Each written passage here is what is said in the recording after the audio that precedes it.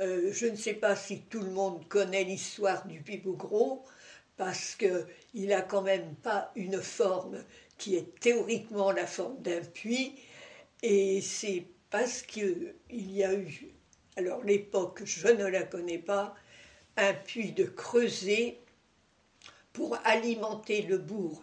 Et c'était cet endroit-là, avait dit le puisetier, qui était l'endroit le plus fourni pour obtenir de l'eau pour un certain nombre de ménages.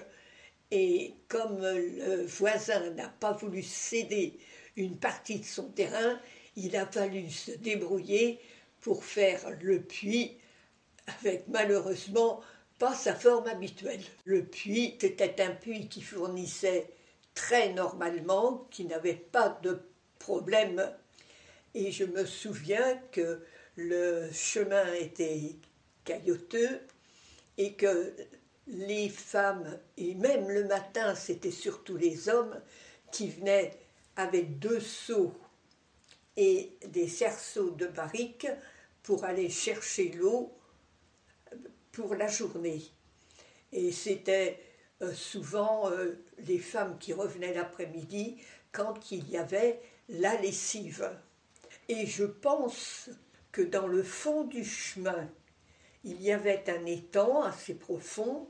C'était chez Gautier qui lavait les tonneaux en 1931, 30-31, où il y a eu sur le secteur une épidémie très importante de fièvre typhoïde.